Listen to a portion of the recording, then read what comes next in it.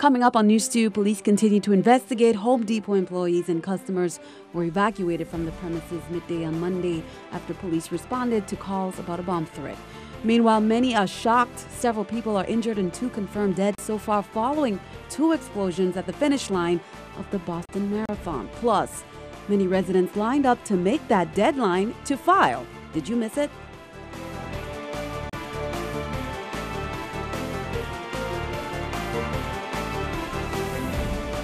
Hello, welcome, and thanks for joining us on this edition of News 2. I'm Sandra Romancing. In our top stories, several people are injured and 2 confirmed dead so far following 2 explosions at the finish line of the Boston Marathon. Ines Ferrer has the story from New York. It was a chaotic scene near the finish line of the Boston Marathon after 2 explosions went off. Officers in camouflage uniforms lifted a fence so emergency crews could get to several people who were injured.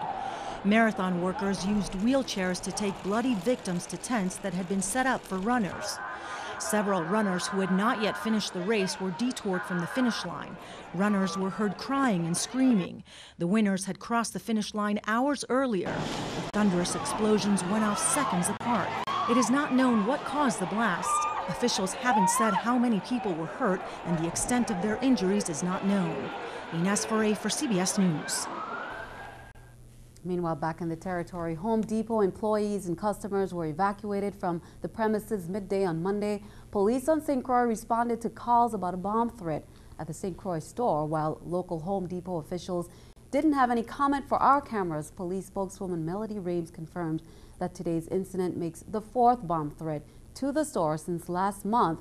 Police closed the Melvin Evans Highway's eastbound lanes at the Home Depot intersection while officers were investigating the incident. Police gave the all clear around 1 o'clock.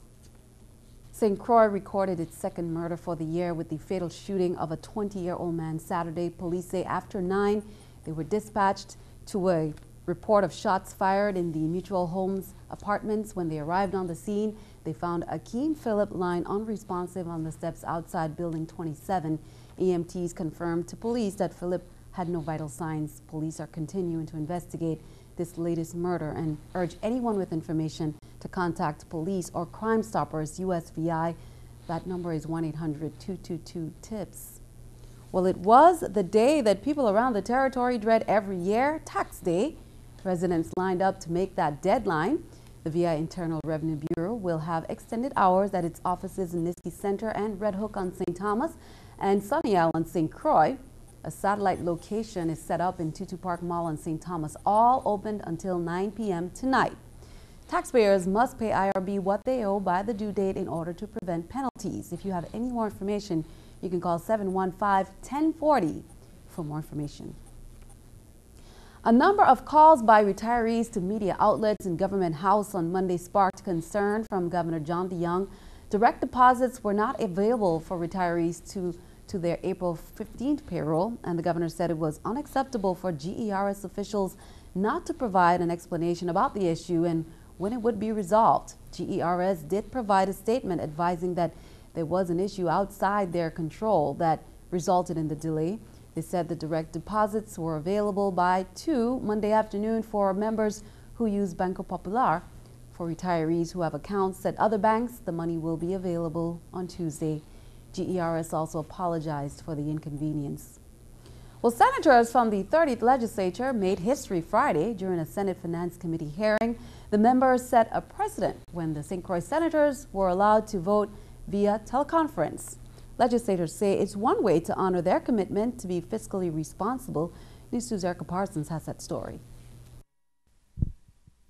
It's the first time it's been done in a VI legislature, senators taking action on a bill without being face-to-face, but that's what happened last Friday during a Senate Finance Committee meeting. There were 3 items on the agenda, 2 contractor sales, which were already heard in the committee, and 1 lease proposal that we was going to hear from Property and Procurement on the lease along with the leasee. But late Thursday afternoon, Property and Procurement sent a letter saying that they're rescinding the lease. They want us to don't take any action on the lease. And thus the only item really to address was moving the two contractor sales. Freshman Senator Judy Buckley said Committee Chair Clifford Graham notified the St. Croix senators that there were only 2 items left on the agenda that had already been reviewed. I said, doesn't make any sense to spend the money to fly over for that. Can we do this via video conference or teleconference?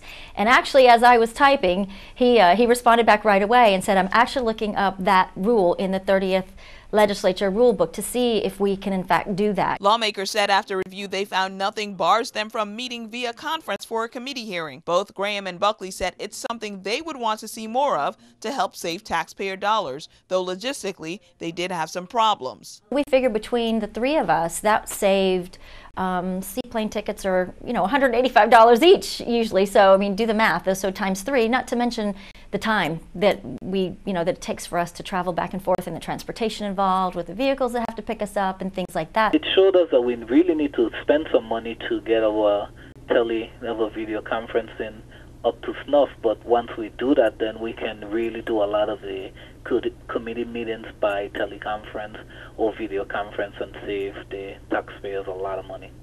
Erica Parsons, News 2. Senators Judy Buckley and Terrence Nelson joined the meeting via teleconference from the St. Croix Senate, while Senator Narita O'Reilly, who is out of the territory, dialed in. Alcohol Awareness Month, held every April, was founded by and has been sponsored by NCADD since 1987 to increase public awareness and understanding, aimed at reducing the stigma that too often prevents individuals and families from seeking help. During Alcohol Awareness Month, COAST wants to remind everyone that alcoholism is a disease and that it's treatable and people can and do recover. It's carnival time, a celebration that is often associated with excessive alcohol consumption.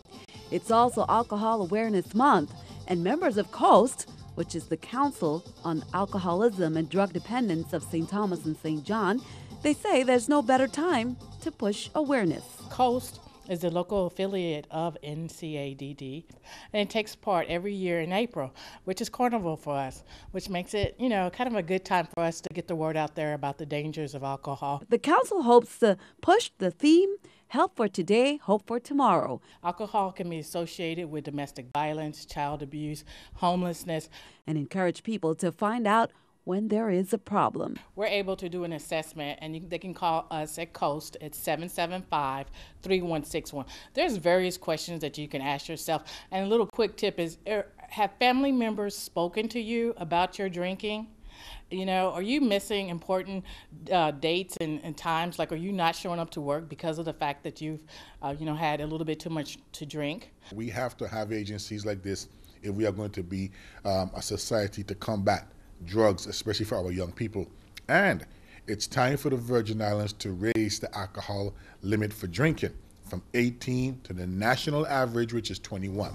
We have to do that. We cannot delay that anymore, and do look forward to some legislation soon pertaining to that. On Tuesday, April 16th, from 10 to 2 at the Emancipation Garden. And we invite the public to come out and to get information, to speak to some experts out there. We have various agencies that are going to be there with information. We have the Department of Mental Health, Division of Alcoholism will be there. We have people from AA and Al-Anon. So we're hoping that people will come out. One of the things about alcoholism is a lot of people don't recognize the fact that it is a disease. And so we try to assist those family members and the individuals who suffer from this disease. Again, that event will be held on Tuesday, April 16th from 10 a.m. to 2 p.m. at Emancipation Garden. Well, keeping our eye on the economy, the average tax refund is about $2,800. And here's a quick tip. Personal finance experts suggest you use that money to pay down debt, invest in a rainy day, college or retirement fund. If you're in the market for a personal computer, now may be the time to buy.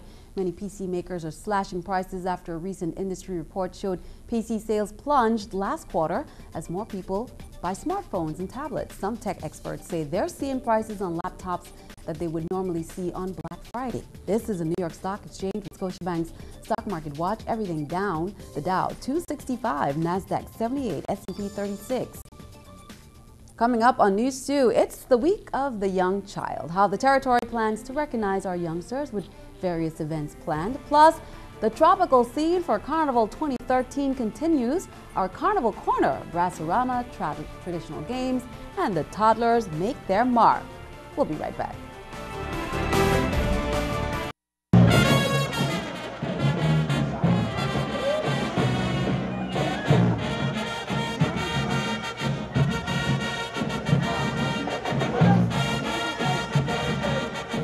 Well, it's time for our Carnival Corner. They called it the revival of Brasserama. On Friday, the sounds of brass resonated from the bands of Ivana Udoracan High, Charlotte Marley High, and Adelita Cancrine Junior High School. Starting out with the Adelita Cancrine 21st Century Band's marching band and dancers, the two St. Thomas High Schools showed off their skills.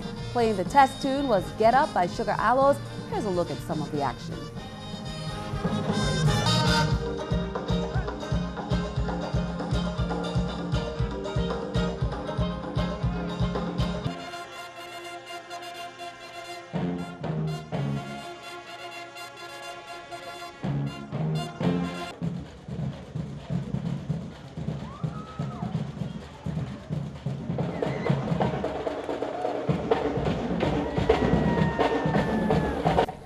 And Saturday was the night for Calypso lovers. Familiar artists from around the region as well as some of the new faces hit the stage. The performances included a mixture of traditional Calypso and soca.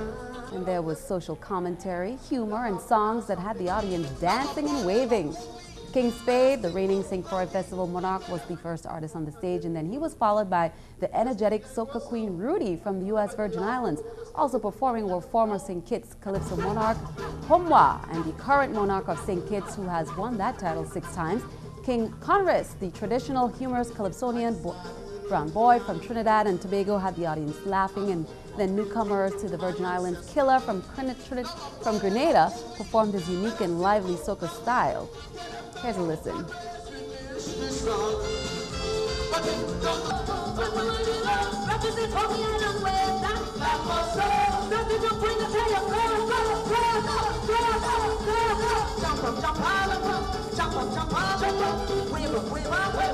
And Carnival action continued on Sunday evening as the attention shifted over to the Tots for the annual Toddlers Derby and traditional games events at the Lionel Roberts Stadium. Over 200 children showcased their competitive spirits as parents and other family members in attendance cheered on their little ones that participate in the festivities. NEWS2's Sean David brings us this report. What does it truly take to become a winner? That question was answered on Sunday evening as many of the territory's finest talent made their way to the Lionel Roberts Stadium with parents to compete in the annual Toddlers Derby and traditional games. Hundreds of children were on hand and dazzled as they participated in an assortment of games and festivities. To start off the day, some of the Virgin Islands' future pageant talent hit the stage.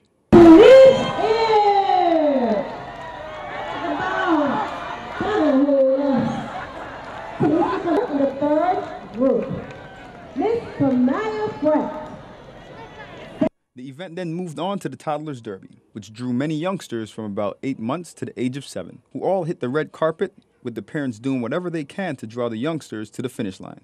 The younger ones crawled and the older ones ran like champions.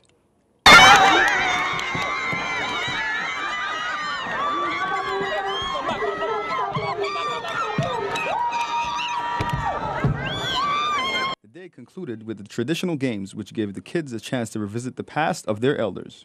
The games included marbles, jacks, two-wheel and the obvious favorite, the top spinning contest. Again, next side you have 2 seats. So you have to pick up 2 at a time. 1, 2. Excitement was kept high throughout the night, and children were visibly happy that they had the chance to see what tradition is all about. Sean David, NEWS2. Now here's a reminder for what's coming up tonight. It's the carnival time at Schneider Regional Medical Center, taking the festivities to those who can't make it out. Patients get a sneak peek of the parade. Then on Tuesday, the future voices of Calypso will take to the stage for the Junior Calypsonians. Wednesday, it's Cultural Night, King and Queen of the Band. Thursday, it's VI Calypso competition and the St. Thomas Carnival Village honoring Sir Frederick Anthony Larson of Chico's Distributing opens on April 19th, 6 p.m. at the Fort Christian parking lot. Well, a limousine was waiting and a large group gathered at the airport to welcome a very special guest, the arrival of Daniel Bello and his family. Daniel has been granted a wish to come to the VI to swim with the turtles, and everyone teamed up together to make that happen. Present were Antilles Interact Club, Tourism, and St. Thomas board members of the Make-A-Wish Foundation, as well as Virgin Islands Wish Granters. Since 1980, the Make-A-Wish Foundation has enriched the lives of children with life-threatening medical conditions through its wish-granting work. On Monday, he made his way to Coral World, and we will have more on Daniel's trip on Tuesday's newscast. Well, in support of the National Association for the Education of Young Children, Governor John P. DeYoung has proclaimed the week of April 14th through the 20th as Week of the Young Child. Nationally and locally, people will celebrate the importance of early childhood education, daycares, Head Starts, and elementary schools will celebrate literacy and early learning through various activities. Students will take part in activities such as marches, reading to a child, parent story hour, and career day. Stick around, your News 2 Accurate the Forecast is coming up next.